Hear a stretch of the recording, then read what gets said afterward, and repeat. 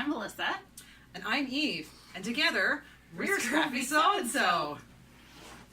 So what are we going to talk about today, Melissa? Today we're going to talk about our progress on getting started with our Dear Jane quilt along. We're going to see your plan and your book, and also some of our practice blocks that we've made. And we're also going to talk a little bit about the Dear Jane by Applique Quilts, the Dear Jane Program, yes. We have 2 to give away. Yes, and there is a more detailed blog post, but we're going to talk about it just a little bit in case you missed it. And you're going to explain it all to me. Yes, exactly. All right, so let's get started. So, what colors have you chosen? Have you done your plan yet for Dear Jane? I did my plan, and it's not even completely colored in, but my plan is to do like, instead of the around the world where it's like starts in the center, I'm going to do like a red X, and then I was going to do warm colors, the top of the X and the bottom, and then more like purples and blues to the sides. And by the way, if you want to get a nice coloring sheet that Melissa has shown right here, you can print one if you do use the EQ Dear Jane software, the electric quilt software. It is possible to print one to color in. I actually used the Dear Jane program, and I used solid color fabrics to color my Dear Jane block, and I have decided to use all of Libs Elliott's fabric. To me, they kind of read a little bit like solids, but there is some sort of deviation in the pattern. There's some stripes. I like the little skulls. I think they're kind of cute. So I just used solids to do my plan, but this is my kind of around the world plan. So I've sort of started with lime green in the center, and I've sort of radiated out and then back again. I really like the idea of having like the more modern fabric, more with an older quilt. I just think it really updates it. It really changes it, makes it your own. If you're doing like something like that, I really like it. I think it's like, I mean, I don't know if it's called modern traditional, but I really like the challenge of those blocks. But I also like being able to use sort of cool and funky fabric and not sort of subdued colors. I like the bright colors. Yeah. The other thing too that is possible when using the EQ Dear Jane software is that you can make up this plan, and then you can sort of print out your fabric requirements. And if you'd like more information on that, I did do quite a detailed post on that on our blog, scrappysewandso.com. So if you would like to look and see what you can do with the EQ quilt software, by all means go check it out, because it's been very valuable to me when I've been planning for my monstrous Dear Jane quilt. Yeah, you've had like a better plan all along than what I have had. And other than you giving me this to color in, pretty much I'm just like going by the seat of my pants and just trying to use the book as much as possible. The only thing I did was I bought, well, first I bought way too much fabric because I couldn't estimate how much I would need. And then I bought a little tiny square that's like 3.5 inches to like kind of measure the blocks in the book, and then calculate how to add the seam allowance, which I guess is what everyone will be doing if they don't have the EQ8. I know I'm gonna get. Sorry, it's not EQ8, it's EQ Dear Jane. EQ Dear Jane. I have to buy that for my mom, or she's gonna be calling me every time she tries to do a block. So this little square that you bought, is it measured down to the 1/8 of the inch? Because that is completely recommended, because that's how low these blocks go. So you find a lot of the blocks you're cutting at 7/8 or 1 5/8 and stuff like that, right? It gets difficult to measure. One of the nice things as well that the EQ Dear Jane software does is that it tells you cutting instructions for rotary cutting, and it'll tell you 1 5/8 or 2 5/8, etc. And then quite often you'll have those and you have to divide them into a triangle depending on what kind of block that you're doing. Yeah, so if you can't get a hold of the Dear Jane book, and we've been trying to find some because we know that people might be looking for it, it is possible to use the software and to do your Dear Jane without the book using the software, but I highly recommend the book as well because it is chock full of beautiful little stories and notes from Brenda Papadakis to Jane Stickle, while she's been sort of figuring out how to make this quilt. So it is definitely a book that you will have and you'll treasure it and you will probably keep it and maybe pass it on to, you know, somebody in the next generation. We're excited to see what the new version of the book will look like. We're told that it will come out this spring, perhaps April. Big April. And I know that paperpieces.com, who's one of our sponsors, and it was going to be the sponsor for that month for our prize. So I hope it's because they're going to have the books. Yes, that would be one of their books. One of their prizes that they're going to donate is the book, and they've been involved in the process of getting it republished and reissued. So we're pretty excited about that. Mm-hmm. So why don't you show us what fabric you've decided to choose for the your Dear Jane Okay. quilt. So I started with this because I just love this, and I found this bolt at Quilting by Design, and I just took the rest of it. So Quilting by Design is one of the shops that we like to go to. It's in New Hamburg. New Hamburg, yeah. Yeah. So hi, Quilting by Design. they have tons of tulle and Allison glass and just really great modern selection, and they're really nice. But I then decided that this was way too busy for the background. So I decided to do navy blue so it would match, and I could use these as like the setting squares in the Dear Jane. So instead of different, I want to have them all the same. So all your triangles? All my triangles the same, and then the colored, like the applique and the little pieced ones will be different, and they'll correspond with the color in... Because you'll have navy blue as your background. Yeah, and navy blue will be the background. So, and I got too overwhelmed with not being able to find any navy blue solid, and after going to like 3 stores and not seeing a navy blue that I liked, or they didn't have more than like 3 yards, they checked in the back, and in Village Square Quilts in Burlington, I bought a whole bolt. Rockefeller over here, Rockefeller. I was like, oh my gosh, I must be so rich if I bought a whole bolt, but no, I'm not. But I felt really, really rich with fabric. Someday I'll buy a bolt of fabric, someday. But I never use navy blue, so it's probably going to be here for a long time. Well, it's pretty exciting, and navy blue is so versatile, right? Like, I mean, it really makes, it's not quite black, so it will make lots of colors stand out. So I hope so. I think so. I think it was a wise choice. And definitely a wise choice. Other than that, I've been trying to, whoops, there it is. I'm an organized one. I have been trying to get like mostly like either Allison glass or just like so that it kind of reads as one color, just the best that I could find. I got more red, and I really love this purple. It's like little tiny fish. Is that Amy Butler? I think it is. I think it's Amy Butler for True Colors. That's lovely. It's called tadpoles. They're not fish, but I really liked it. So I usually have like really big prints as what I buy because I like that, and so I needed to get new stuff for it because these miniatures are so small that it just wouldn't look right with like a giant print. So I bought this one because I was hoping that I might use this as like the mixture ones in between, but it just might not read well, so it'll just have to be a different project. Still beautiful So fabric. those ones. Okay.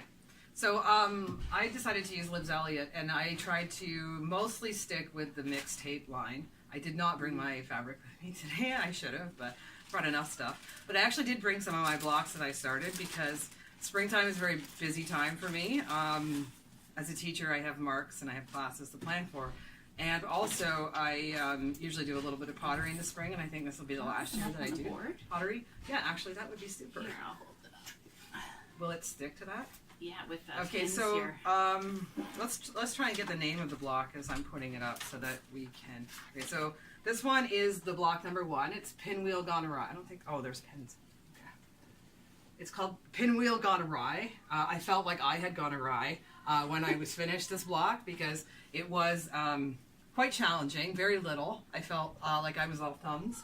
And then this one is 1, 2, Buckle My Shoe. So that's the block number 2. This one I did as an EPP. I love doing EPP. That's one of my favorite ways to quilt.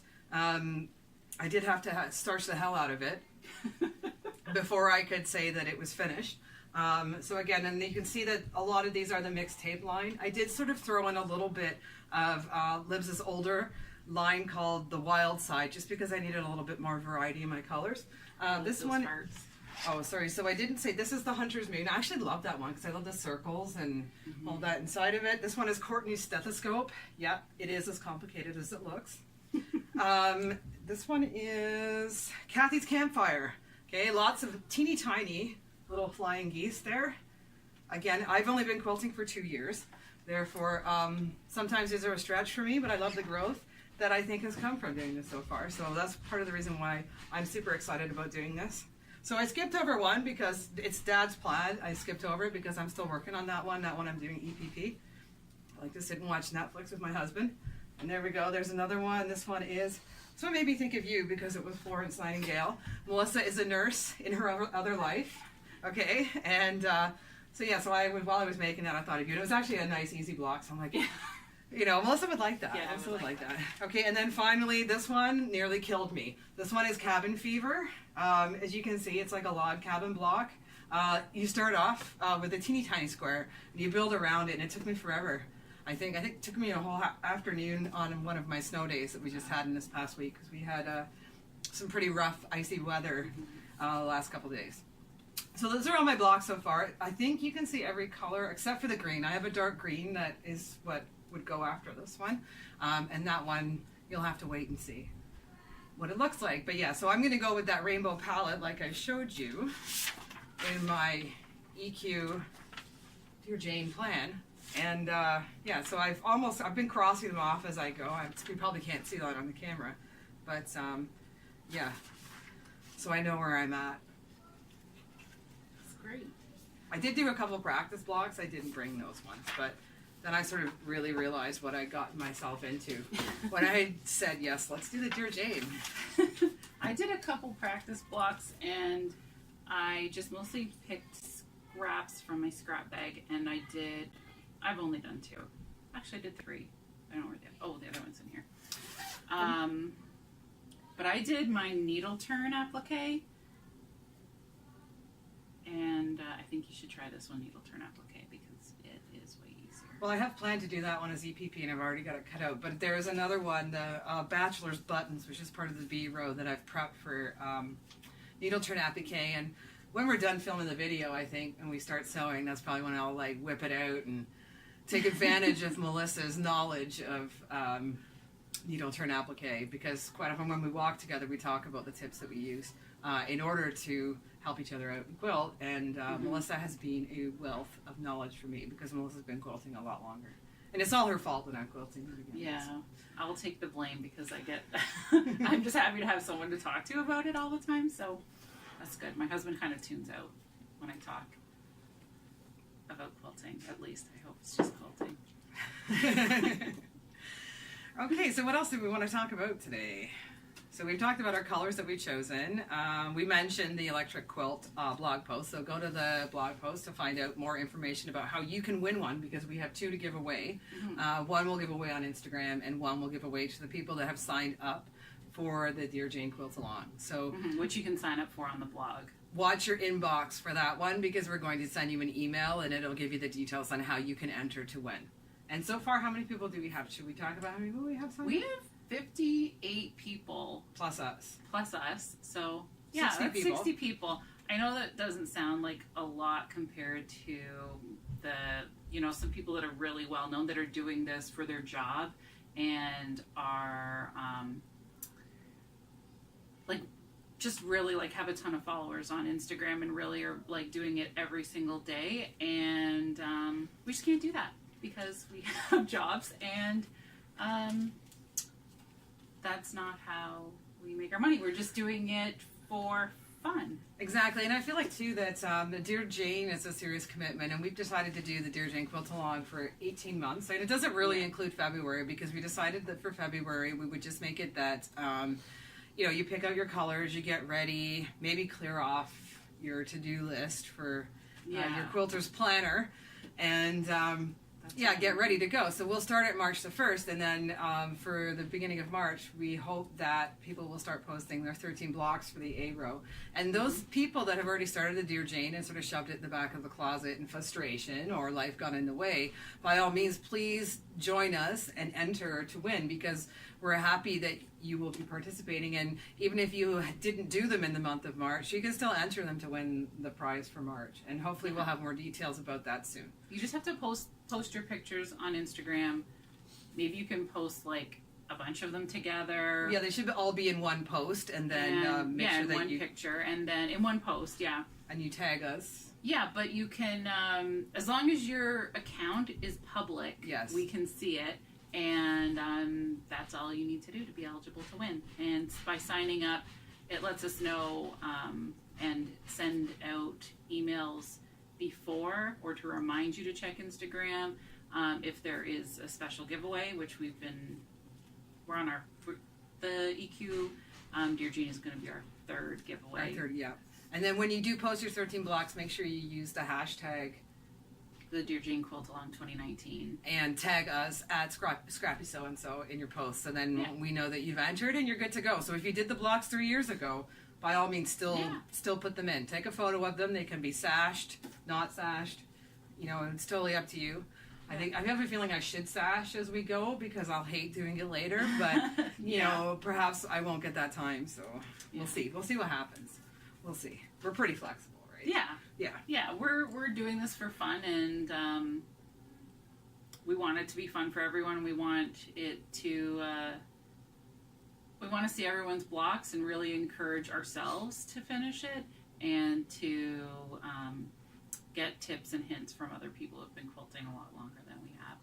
Yeah, so we're hoping we're going to learn too how to do some of those Instagram live videos throughout this, and maybe we'll do a couple tests first with each other to see if it works out, and then that way while we're doing it, then perhaps you can sort of text into us and we can answer any questions. If we can't answer questions, or we can put it out to the masses and see if they can help us out as well. Absolutely. Yeah, but the whole point of this for us is like motivation to do the Dear Jane. I know that I'm going to grow as a quilter. I mean, by the 7 blocks that I've done, I feel like I have already grown a little bit. I've grown a couple more gray hairs, that's for sure. And did you want to talk about Brenda at all for the last part of our... Yeah, so Brenda is the author of the Dear Jane book, and Brenda Papadakis, and we reached out to her, and she was totally cool with us doing this. So we're really happy to have her blessing, and I'm hoping that we're gonna be able to ask her some questions about just what she's been up to, what her life has been like. On the Dear Jane website, they had like cowgirl retreats, and just it looked so fun. Of course, it's been over for a few years. We totally missed the boat on that, but let's bring it back. Just want to see, like what she's been up to, and so I hope that she'll answer some of our questions, and we can pass it on to you guys and post it on the blog. Yeah, that would be great. Okay. So that's all. That's about all we have time to talk about, or all I can think to talk about right now. Yeah. And I really hope that we're going to be able to put out a video about once a month to just do an update, maybe a few little videos about process of doing some of the teeny tiny miniature blocks. And yeah, and we'll post some stuff on the blog Yeah. too, like some more handy resources if we come across them, Yeah. right? Or handy tips and tricks. And we're just hoping to have like more likes, more followers, so that we can. It makes it easier for us to get giveaways from companies that we'd all like to try products from. So, or we already use products Yeah. from and we really love, and we'd love to share that with the community, right? The community of Dear Jane quilters. Yeah. Yeah. So thanks for joining us, thanks for watching. and have a great day. Bye.